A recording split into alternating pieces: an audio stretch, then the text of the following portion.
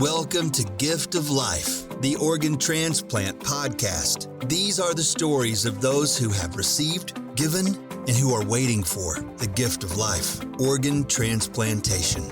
Now here's your host and heart and kidney recipient, BJ Odom. Welcome to the Gift of Life, the Organ Transplant podcast, where we explore the extraordinary world of organ transplantation. I'm your host, BJ Odom.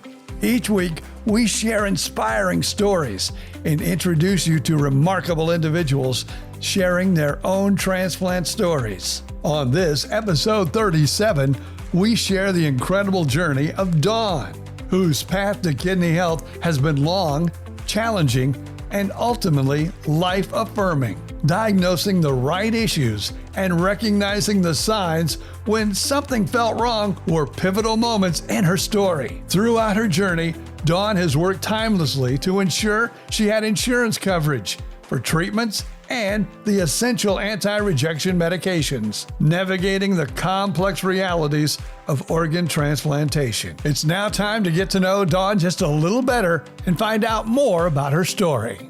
So the first thing I'm going to tell you is that currently I am a social worker for mental health, and I am working for a crisis program, and I help to get people on the right path to treatment, those who have severe illness such as schizophrenia, bipolar disorder, depression, anxiety, and any of the woes that people currently have to help them get treatment.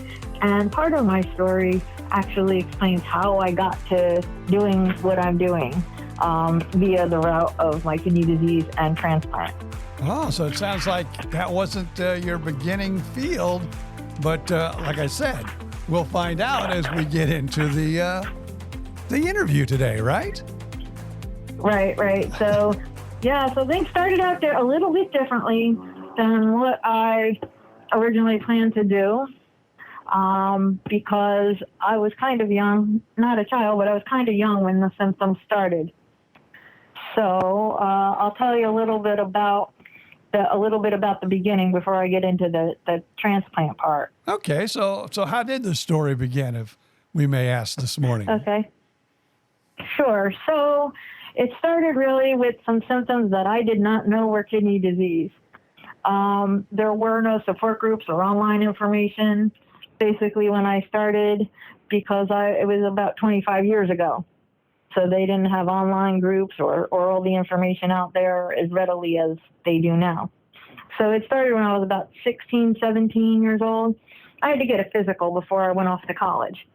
And this pediatrician told my stepmother at the time and my dad and myself, oh, well, she did this physical and there's just a little too much protein coming out in her urine, but don't worry about it. We'll keep an eye on that later. Okay, all my family did exactly what the doctor said. We didn't worry about it. But that was problem number one. Now I know. Too much protein in the urine, any protein leakage, anybody with kidney disease knows that is a starter problem. So I went off to college, did what normal people do that are going to college. Went off to college, and by the third year of my college, I was about 20 years old, developed high blood pressure. Most 20-year-olds don't develop high blood pressure out of the blue. So I said, okay, I didn't know that that was a symptom of kidney disease. Still had no idea. So what did I do? I thought, I'll treat the symptom at least. Something's wrong. They put me on some medications that I really didn't want to take. Not at 20 years old, when you want to live your life, party a little with your friends. And I was a radio, TV, film major, so I wanted to hang out with my friends and do things in film and theater. So this is where it started a little bit different. And basically, I did what 20-year-olds do in college, but I did do something that was good for myself. I knew my grandmother had heart disease, so I called her and asked her for healthy recipes. I moved into an on-campus apartment and started to cook for myself rather than eating the bad on-campus food. And most of the time, I was able to stick to that. Some funny things occurred during that time when I was making my phone calls. Back in the day, they didn't have cell phones. So you could call somebody collect, meaning they had to pay the bill for your phone call. So I would call my grandmother and ask her to pay the bill for the phone call, ask her for a chicken soup recipe, which took about an hour and a half for her to explain, and had my grandfather say, "Hey, get off the phone, the bill's going to be too high." And she said, "The kid's going to starve." So, hey, things were what they were back then, right? Yeah. So a little bit funny there. But I did get those soup recipes, and I started on a little personal culinary journey, which was quite fun. And I learned how to cook for myself, eat some healthier recipes. I took up swimming, did a lot of walking, and I guess I managed to control my blood pressure enough doing that I didn't have to worry for a while. So another year came, and I graduated college, like an average normal person, had a boyfriend, went back home, lived with my folks a little while, my dad and his next wife, which was wife number 3. And it was a blended family again. Well, I came from a blended family, and other problems in my life helped me to deal with my kidney disease and my transplant. It was just part of life for things to be different for me. But that's okay, quite okay.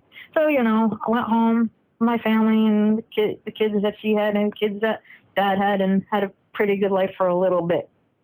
Then, of course, I had a little trouble finding a job. My idea of a job was I was going to get a job in radio, TV, film. I was going to eventually move to California and work for the movies.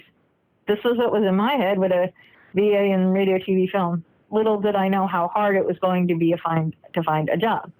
Oh, So yeah. I looked for jobs in yeah, you could probably relate. I know you worked in radio, I believe. Yeah, I've been I was lucky because I'm older than you, I would say, and I got into radio right out of high school, and so I didn't, But nowadays, a lot of the radio and television jobs, at least the entry level positions, are going away because of automation and AI. So yes, it's a rough field. And it just keeps getting rougher and rougher and rougher to get into. That's for sure. Yeah, it was just turning over to technology back about, what was that, about 92, 91, 92. It was just turning over. So there were still regular TV stations. Nevertheless, it was still hard to get into. And you had to know somebody. Yeah. So the only person I knew was in California was my dad's cousin working in movies. And so my plan was eventually I'm going to go to California, and maybe I'm going to hook up with him and work in the movies, or at least produce movies, or something like that was in my 20-something, 22-year-old brain. Okay, so couldn't find a job. My dad's like, you need to get a job. You can't just do this forever. You can't just hang out here forever and do nothing. You're too old for that. Smart dad I had, right? And pushing me a little bit, I'm grateful for it today. So fine. So I had this boyfriend back then who had been working in, or trying to work in theater, another hard profession to get into. And he decided he was going to work for a camp, which was an arts camp up in upstate New York, Catskills area. And he said, look, they got an opening for teaching some radio, TV, film stuff in New York. I don't know what it entails, but if you want to try it, since you don't have a job right now, even though it's for the summer, it might look good on your resume. Like, okay, let me discuss this with my father. So my father's like, well, okay, you don't have anything else. But of course, now I needed another physical. Physical seemed to be bad luck for me because I went for this physical. And at first they said I was okay. I guess they didn't get back all the blood work. And so I went up, probably about an hour and a half drive to the Catskills, went with my boyfriend at the time. And I was there 2 weeks. It was supposed to be a 6-week program. I was there 2 weeks. I was getting ready to build a mini radio station with these kids. I mean, I loved it. I had never been to camp. I thought this was the greatest thing in the world. And after 2 weeks, my boyfriend decided he didn't like his job and he was going to come home. And it sounds mean, but he asked me if I wanted to stay or go home. And I said, I like my job. I'll stay. He said, good. I'll pick you up when you're done. My dad thought it was mean, but I was respected by my boyfriend, who said, do what you want and I'll help you out. Okay, so I'm there 2 weeks, and I get a phone call from my father. You got to come home now. And I'm crying on the phone. Dad, what? What do you mean I got to come home now? I don't want to come home. I'm having a good time here. This is wonderful for me. And my dad's like, no, we got a call from the doctor. Your blood work came back, and they're not telling us why, but it's an emergency, and you need to come home now. Dawn Marie, he said, which is my middle name. which people don't normally use. My dad used it when he was angry with me. No, come home now. You know, a lot of people have that. Oh, yeah. When you hear that middle name, you know it means business. Yeah, you know you are in trouble. And all my dad had to do was say a certain way and say my middle name, and I knew I had to listen to him. I was a little bit like that. I listened to my father. So, but it was right to listen to him there. I came home, and we went to the doctor, and the doctor said, I have to send you to a kidney doctor because I think it looks to me like you have kidney problems and that this might be quite serious. Wait, I'm about 23 years old by this point, and I probably could have nearly fell off the chair. Yeah. I had no idea what that even meant. So I had these other symptoms, but I had no idea what this even meant. I'm clueless, okay? You know, and so it's like, what? And he said, okay. So he's sending me to this kidney doctor. And at this time, I'm under my dad's insurance because I'm still under that just freshly got out of college period where the insurances let you stay on for another couple of years out of college. Mm-hmm. And so I go, I think I might have even seen his family doctor for a bit. So they sent me to this nephrologist who basically had zero bedside manner. I'm about 23 years old, totally clueless. And the guy sends me for like an ultrasound and, you know, the biopsy and the usual tests that they do to see what you got going on. And he says to me, oh, by the way, you're going to need a kidney transplant one of these days. He starts handing out pills, gives me prednisone at some ridiculous dose and some blood pressure pills. And it's kind of like, oh, here, do this, do this, do this, do this. Meanwhile, to be frank, I'm scared shitless. Yeah. Part of my language, you know. No, not a problem. What? It's like, what is going on? So, okay. So I go home and he said, you are going to need a transplant. And I said, what and when? He's like, well, we don't really know. We can't tell you that. We don't know how fast this disease is going to, you know, progress.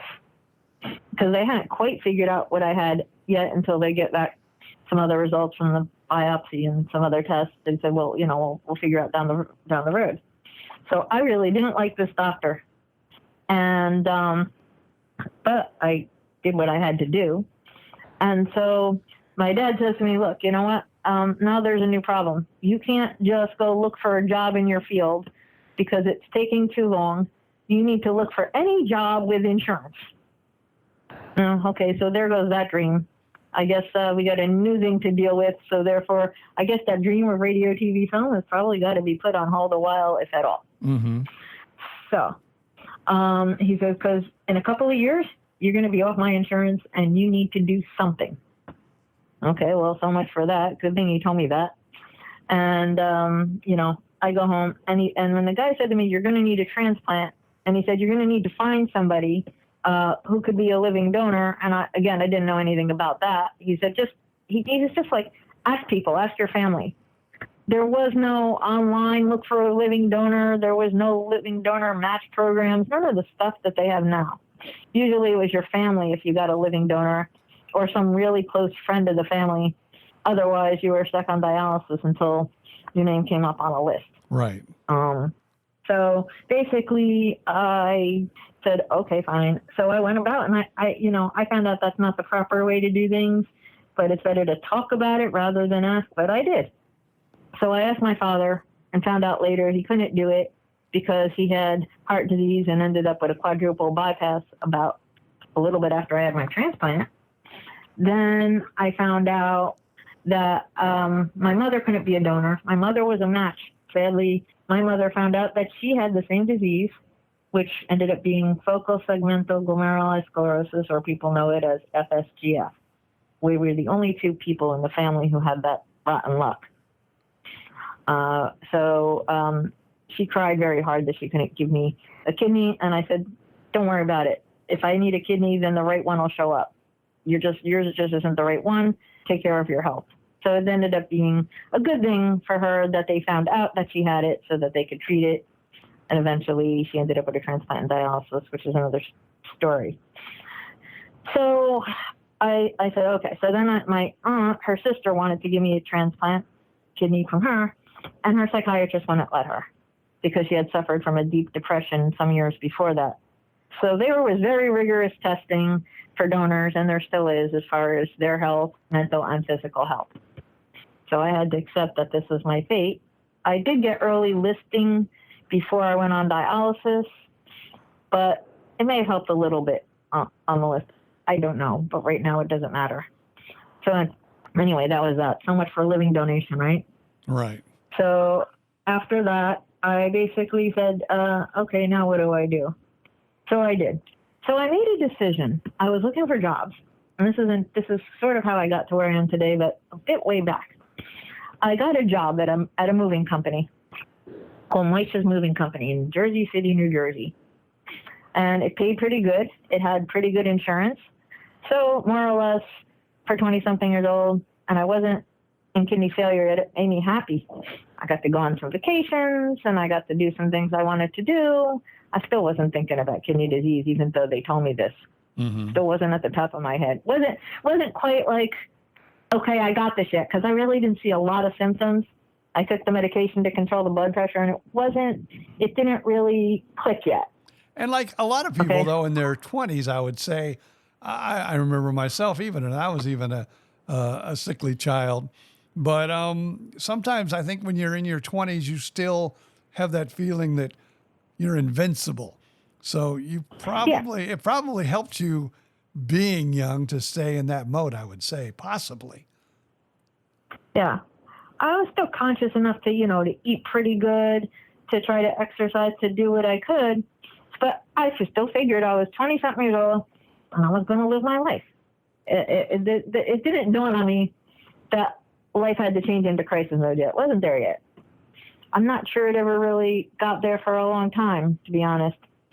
So I just said, okay. So I worked this job. I made some friends in the job, traveled out to California to go see the boyfriend I had at the time because he had moved out there. And again, had more symptoms. Went out there and got myself a massage because I thought it would help me with the swelling in my legs and my feet and my ankles. Again, didn't think about that being kidney disease. I figured, well, I was walking around Disney World, so of course my feet were going to swell. Mm-hmm. In my brain, I made that normal. Okay, that wasn't normal, but in my brain, I justified that one too. A lot of people do that, though. You're not the only one. I know a lot of people that'll justify illnesses just, well, it's this or it's that, and it's something else. Even myself, when I went into kidney failure, my legs swelled up and things like that. But I also had heart problems is the reason why I had a heart transplant. And I said, oh my gosh, I'm in heart failure again. And I went to the doctor and it was not heart failure. It was kidney failure. Yeah. Well, kidneys, it's a little bit easier to perhaps to justify because you see other things that don't seem like they would fit. Because high blood pressure could be many things. Mm-hmm. Swollen legs could be anything. Could be dehydration, I was told. So there was a lot of other factors that it could have been, but it wasn't. So I made up all the other reasons in my head. Sounded like a good idea in my 20s. Okay. So, that's all I can say is it sounded like a good idea in my 20s. I forgive myself. Yeah. Not mad at myself for doing that. So, okay. So I get this job at the moving company. And I'm living with my father and his next wife. This is his third wife and the family, and it seems like I'm doing okay. Then I start to develop leg cramps, and I think to myself, oh, the leg cramps are probably from just doing too much of a commute because it was probably almost a 2-hour commute back and forth from where I live. And I went with like 2 buses and 2 trains and stuff.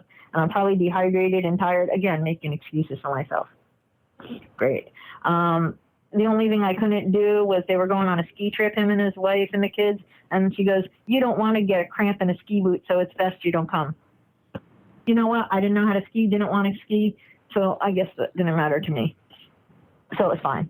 I had to work anyway. So went to work. I didn't know it. I was getting sicker and sicker. But I didn't want to think about that. So because I had this job, I waited for the insurance to go through. Didn't want to go back to that other doctor because he was absolutely awful. So I waited, got my new insurance, And I was very, very blessed to find a new team of doctors at this point that really cared and explained to me exactly what was going on. Because as I was starting to get sicker, I did have other symptoms. I was irritable, and I'm usually a happy person. I'm usually a positive person, but I got angry and irritable very easy. I was more exhausted than ever at this point, and I started to develop nausea with everything I ate. For me, that was the big one. Everything else I could handle. That was the one that told me, wait a minute. But went to these new doctors, and I said to the first one I saw, Dr. V, and I said, what is going on? He said, you're almost ready for dialysis. And he said, but, right now you got about 50-50 function on your kidneys, 50% function on your kidneys. So I says, well, this is very bad math. I said, could you just take out 50 plus 50 equals 100, and I'll be all better? So I tell everybody that, but that's exactly what I said to him. 50% plus 50% equals 100. I figured just the one was dead. Mm-hmm. It made sense to me. So he said, no, the kidneys decrease at the same rate. You've got 50% of each one left. Oh, crap. Okay, then what do we do? So I said, I'm nauseous. I need to treat this. He goes, well, you could go on dialysis, or I can give you a pill for the nausea. What's Dawn do? I'm going back to work. Give me a pill for the nausea. Another bright idea to treat the symptoms. And I say that sarcastically. I go back to work, and of course, he gives me a pill called Reglan. There's a few anti-nausea meds out there. This one does not work well for me because I get what's called torticollitis. The symptoms are similar to like a Tourette syndrome. Total shakiness, totally, really out of it. It was very, very bad. I couldn't function. So I had to have one of my coworkers take me down to the hospital and have the hospital pump me with way too much Benadryl in order to stop the symptoms. Okay, I said, this is bad. I can't be doing this. This isn't going to work. So what do? I go back to the doctor, and I say, now what do we do? He said, you're going to have to start dialysis. So he's explaining to me. Luckily, he was good enough to explain what peritoneal dialysis was and hemodialysis was. And he said, which one do you want? What a question. Which one do I want? I don't want either one of them. I said, I was sort of a smart aleck, okay? I don't want either one of them. Well, you're going to have to choose one. Well, I said, previously, I went to a support group and I saw people on hemo, and I said, I don't really want to do that. I had even went to the point after the support group of telling my stepmother at the time, no, I'd rather be dead. And she said, whatever you do is up to you, which was a weird remark, but I now understand it, that she wasn't getting involved. But so I said to him, well, I saw these people on hemodialysis. I said, but just curious, if I didn't choose any, what would happen? I just wanted to know, not that I wanted to die. I just wanted to know what that death looked like. I was fascinated with the human body by this point. Mm-hmm. I was trying to do research. And then he told me, and I said, wait a minute here. I'm too young for that. Let's not go that route. So I did choose PD or peritoneal dialysis, because he said to me, you can still work and use peritoneal dialysis, do it at home, control your diet, control what you do. And he said, I'm also a very thin person. So he said it works really well on people who are thinner, who have no other health issues, which I didn't. Kidney disease was my only real issue. The issues I had came later from the kidney disease. So I was very lucky there. If you can call it lucky, I was. Mm-hmm. So I said, okay, well, I guess I have no choice. So again, I wanted to go back to work. I got trained on peritoneal dialysis and what to do and how to do it. Again, I got a very lucky blessing. I think things happen for a reason. The nurse I had that was training me also had a kidney transplant, and prior to that did peritoneal dialysis. Boy, was that a total luck out. She understood exactly how I was feeling. This woman, Ann, in St. Barnabas in Livingston, New Jersey, God bless her wherever she's at. So I did pretty well on it for a while. And I even went back to the moving company, and because they had the means to do so, they set me up with my own little private room where I can do some of my peritoneal dialysis at lunchtime with the IV pole set up and the bag. So I did one of my sessions at lunch and did the others when I was at home, which was really nice. Mm-hmm. However, when I did do peritoneal dialysis, which means exchanging fluid from one part of your body to outside of your body, I had to throw the empty bags away, or the bags that had, let's say, the body toxins away. And I got very harassed at the job by some women that had no idea what that was and what it was for. I was told to just put them in the regular garbage by the management. And so you would think that these women who were making fun of me and teasing me and kind of tormenting me about it, you would think that they would have a little sympathy or ask questions. Yes. But they didn't. But I needed the job, so I stayed. Then I was sort of harassed by the sales guys because I was working in sales because, well, some of them were very nice, but some of them were not, because I had to be accommodated for my hours to go home at a reasonable time and not work on weekends to be able to do dialysis, take a break, and do my own health care. Well, now a few of them were jealous. How come she gets to leave early and we have to work late, or we have to work weekends? I'm like, excuse me. I actually turned to one and said, hey, you know what? I'll trade you your life for mine. I said, you have normal health and a normal life. This is why I go home early. I said, would you like my life? I'll trade you. Well, they shut up.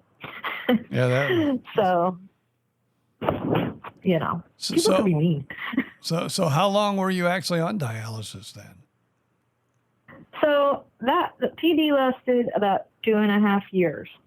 I had to end up switching to at-night cycler machine where you do it overnight because I had an instance where the tube started to point toward my heart, so they had to take out one and put back in another. And so that lasted, so it's probably a good 1.5 years on using the IV pole, and then after that using the cycler machine, which made me very late for my job because I'd roll over on the tube and I'd have to start over. Almost lost that job. So it was 2.5 years, and then I got peritonitis. Well, unlucky me. So I ended up getting through that, and they told me I couldn't go back on peritoneal dialysis because I had too much scar tissue. Well, here's a real kicker. I said, but I booked a trip for California in 2 months or 3 months. I'm supposed to go to California. How am I going to go on hemodialysis and go to California? I booked this vacation. I'm looking forward to it. And they kind of said, what? I said, no, you see, I gotta do this, and we got to figure out a way for me to do this so I can go to California. See, I was never one to give up. I was always wanting to do something. Mm-hmm. So, but nevertheless, I went on hemo. I started to do it. It was in center. This was now 2000. And they did find a way for me to go to California. Yeah, because I was going to say, in 2000, were you able to find a dialysis center in California where you're going to be and still, do your dialysis? Yeah, it was great. Actually, the social worker then, it was probably easier to do back then because there was probably less people trying to travel on dialysis. Now it's very popular. So she found a spot right in California where I was going, about a half hour from my hotel. It was great, in a beautiful area too. So I managed to get out there, which was wonderful because it was the last time I would see one friend of mine alive. So, who actually died later that same year. So I was very fortunate that worked out that way. So thank God for that. I think things happen for a reason. So I did go out there. I even had a mishap with blood pressure. They wanted to send me to the hospital. I said, I'm not getting hospitalized in another state because it's not going to be covered by my insurance, or at least that's what I thought. So I left. Mm-hmm. I vacationed. I did what I wanted. I ate what I wanted. It was only a week. So then I came back. So then I was, so now I was with these other doctors. That was great. And I was, set. I was, I had actually left that other job after I stopped the peritoneal dialysis because I was so late. I went on disability. Now, toward the middle of the summer, I got another job with a fellow because I was so bored that I was looking for something to do. Walked in looking for computer classes. The guy thought I knew what I was doing, so he hired me as an assistant in his office while I was on hemo, and I would leave at a certain time to go to hemo. So things seemed like they were, not great, but flowing okay. So now we're at almost toward the end. I had 3 years on dialysis, 8 months on hemo, and the other time on peritoneal dialysis. Now we get to September 6th, 2000. I get the call. I'll tell you, I was expecting it sooner. I was walking around with a pager, and they didn't have cell phones, and the pager would go off constantly. You might know what I mean. Mm-hmm. And, so many false calls. But I get this call 7 in the morning. I'm getting ready to go to do some things I need to do before I go to work, because my work didn't start till like maybe 12 o'clock. And I'm getting ready, and I get this call. But there was a little problem because it was Saturday and it wasn't a dialysis day. They didn't have the right blood work. Now, it's important if somebody is on hemodialysis to make sure that the hospital always has the up-to-date blood work for tissue typing. Mm-hmm. Because I ran into a small problem because they did not. Luckily, I wasn't that far from the hospital. So what do? I get the call, and they're like, well, if you can get to the hospital in about 20 minutes, what? Then we can get the blood to see if we can tissue type you, because we might have a kidney for you. All right, well, damn, I'm going to get there somehow. Call up my mother, call up my grandfather. They live down the street. I said, Mom, they might have a kidney, but I have a little blood work problem. I said, I didn't drive, so I said, you got to get Pop-Up on the phone, my grandfather. I said, I need him to come and take me to St. Barnabas, and we have to hurry because I need blood work, and they might have a kidney for me. So now I'm anxious. Now my mom's anxious, and she's telling my grandfather. And then I guess it was 5 minutes later, I call back. Is Pop-Up ready? Are you coming? Because they live down the street. It would have been 5 minutes. And she's like, no, wait. He'll be right there. He's putting in his teeth. Okay. This was my family. So, nevertheless, they came and got me. They took all these side roads, got me up to the hospital. They did the blood work. We go back to my house. Then I'm calling my boss to tell him I'm not going to make it because they'll probably have a kidney for me, just in case. I'm calling my dad. My parents are long divorced. And I'm telling him. So I'm sitting there. I must have sat by that phone for like 3 hours, not doing anything else, tapping my fingers on the desk. Just sitting there because I couldn't think about anything else. Oh, quite understandable. So I'm there. And then, so the worker did call me. And here's the other thing. I was fourth in line for the kidney. So I'm like, what? She goes, well, you're fourth in line. We're working on that. And she said, but here's the thing, is one of the persons had antibodies. One of the persons was actually pregnant. And I forgot what happened to the third person. So she said, the kidney's yours if you want it. Well, like I said, everything happens for a reason. So, of course I wanted it. I wasn't about to say no. So I went to the hospital, and first shot, the kidney was mine. I didn't have to wait anymore. The day was a complete blur. I really don't remember exactly, because all I know is I remember the catheter being stuck in, and all the blood pressure monitors and all this stuff being put on me and whatever else they had to do. I remember the fact that my parents were both at the hospital and hadn't been in the same room for about 15, 20 years, since they were long divorced, which was kind of interesting. But they both had the same goal that night, wanting me to be better and come through the surgery. The surgery was about 4.5 hours. This I know. When I woke up, I actually couldn't believe it. I was in pain. I was drowsy, like most people out of it. And all I know is my father kissed me on the head and said, you did good. And I kind of really passed back out to sleep. Mm-hmm. And yeah. And when I kind of came to, all I could think about really was not myself, which is my nature anyway, was the family for a second that lost a person. And that's how I got a kidney. Still spend a lot of time thinking about my donor family. Mm-hmm. So to me, they were my angel, because all I found out, well, first they told me it was a male and then said they made a mistake. They told me it was a female, 19 years old, that got hit that was in a car accident. I was 29. Felt kind of bad for the family. I mean, some people feel like their donor gave their life for them, but that's not true. The donor would have died anyway by whatever happened to them. they didn't give their life for them. The family gave life to you. Yes. Or whoever it was gave life to you.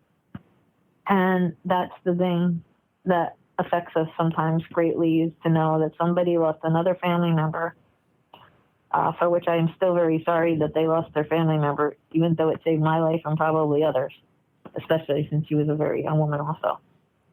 But I have to say that I am so grateful every single day that I wake up for what I call now Marida's gift. Back then I called her my donor angel, and I was able I'll get to that in a minute, but I was able to find out her name. And I am grateful so much to my donor family. I'm going to mention too that by that point, I am so grateful for the care I got by the doctors and the nurses, and especially my doctor, who was my kidney doctor that I had for 25 years, who passed away from cancer in 2021. I have to include both of those because that was essential to my survival, that doctor and my donor family. And my mom, who was my first support network because she also had renal disease, and she's now passed also. Okay. But I have to throw that out there out of respect. Yeah. And anyway, sorry to hear that about your mother also, though. So now thanks. everything. I have to honor. Yeah, no kidding. So everything has been good now since what you said you got that in. Yeah. So let me just mention a couple of things now. So what happened after my transplant? A couple of little things that get me to where I am now. So I went through the transplant. A couple little quick things, and while we were having 9/11, everybody remembers that incident in the United States. I was in physical therapy. I was trying to relearn walking because I had bone disease in my knees where the bones had actually deteriorated from all the prednisone I was taking. Mm-hmm. And I had diabetes from the prednisone, and, so that kind of caused some problems. So I was going to physical therapy. Everybody asked, what were you doing 9/11? I was going to physical therapy. So people were like, weren't you thinking about it? I said, no, I was thinking about all the lives lost, and I was thinking about how I was going to honor people who were lost by living mine and getting better, because that was the only thing I could possibly do. And so I did. That's what I was doing 9/11, honoring everybody else's life who wasn't here, my donor, people who were lost, and trying to take care of my life and living it to honor those gone. So I did. And my legs did get better. I was lucky I didn't need any kind of, bone operation on my knees replacement or knees or hips. So I was very lucky. I had that, osteoporosis, diabetes, but you know what? I managed. But little glitch, 36 months post-transplant. The Medicare was not covering transplant drugs anymore. Yeah, thank you. But ended up being a blessing. Like I said, everything happens for a reason. Because of that moving company that I left, that was causing me so much, grief and anger, I needed a job. And I left on good terms with them, even though I didn't like them. I don't believe in burning bridges. They had good medical insurance. So I needed it for the transplant drugs, and I went back. There was different management, different employees for the most part. So I went back because it was a job that had good medical, and I needed to pay for the transplant drugs. So the first decision to go there would change the rest of my life because I knew of them to go back the second time. And I knew they would hire me because salespeople are always wanted. So I went back, and you know what? Two greatest things happened from that. I met my husband at that job 20 years ago. That was good. So thank God they stopped paying for my transplant drugs in my life because I needed the transplant drugs. I went back to a job I have, even if I wasn't crazy about it. And I met my now husband. We've been married 17 years and together 20. One of the greatest blessings I have in my life. And I also met a friend there. This fellow who was a coworker. He was a coworker friend. And he realized I was doing this for the insurance and said, you should really do something you want. What do you want to do now? Now, at this point, I'm like about, early 30s, 31, 32-ish.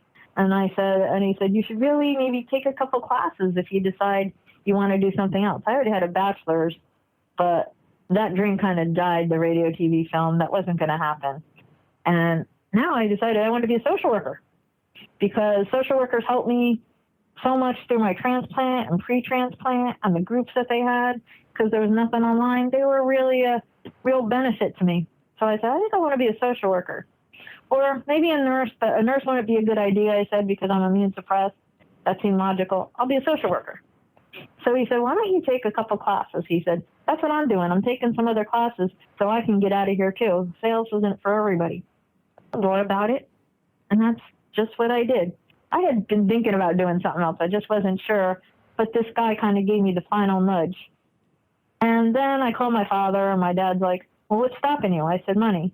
Now, at the time, my dad was doing all right, and he did help me to get into the college and help me with some money to finance that dream. And so I did. So the two things, meeting my husband and this little final nudge from this guy that I work with named David, I did. I went back for my master's degree in social work after I got transplanted. So again, leading to what I'm doing now.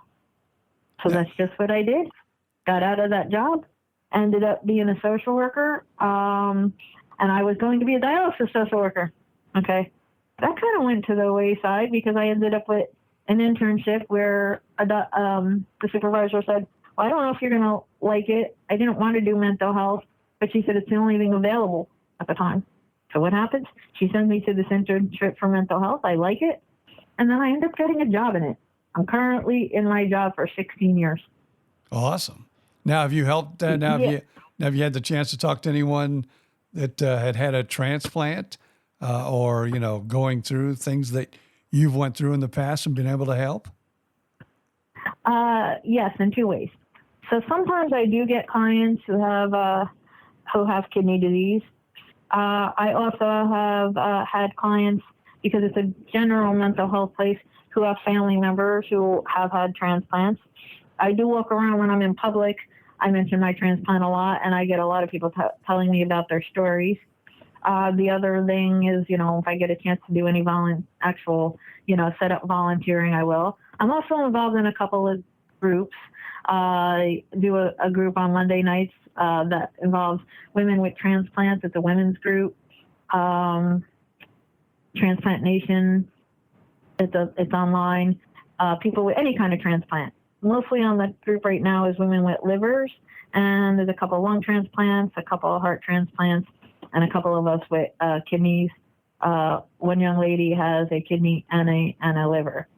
So I help them out and, help their moderator to lead discussions and offer some of the mental health support that I can because of what I do.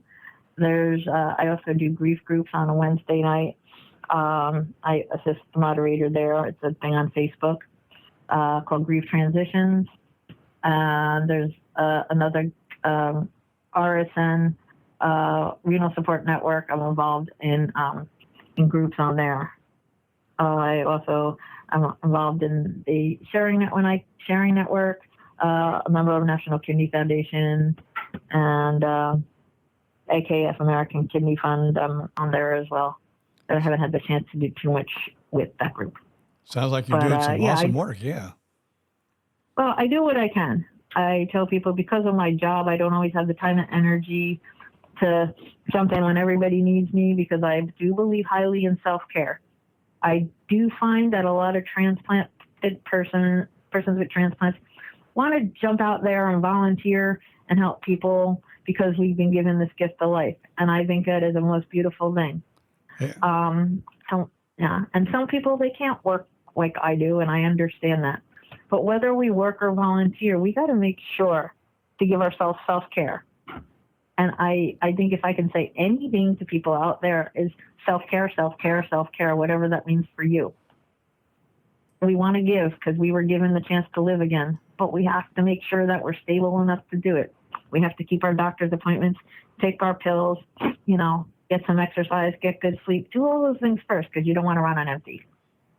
No kidding. So and actually, sometimes I don't. And that's also important to caregivers sometimes too, because they can tend to, overwork themselves as they take care of some of us transplant patients. And so that's always number one for them too. Make sure you take time to take care of yourself, because if you're not around to take care of your loved one, then who's going to take care of them? So good words of advice. Right. Absolutely. Absolutely. Whether you're a caregiver, whether you're just a support person, and anybody else for that matter out there listening, is take care of yourself. You can't run on empty. You don't drive your car empty. You don't use your cell phone when it's not charged enough. Your body and your brain is the same way, no matter who you are. You can't give care to somebody else if you're running on empty. So all of us need to, think about that just for like a half a second and then go do it. So sometimes I don't do the things that I would like to do. As a friend reminded me the other day, you can't do everything. You're doing a good job helping the people that you help. And I hope that doing this gets the word out there and that maybe it helps somebody. I can say, live your best life, honor your transplant by living your best life and taking care of yourself and doing what you can. I want to say also that I'm thankful for my transplant because I got to take care of both my mother in her last year of life as a caregiver when she was in a nursing home, and it was sort of somewhat during the COVID time, and also because I got to spend more time with my grandmother who was in the house. I sort of helped take care of her after I had my transplant.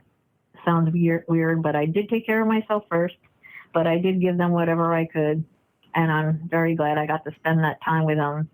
And as a result of my sickness, I had more time to spend with them.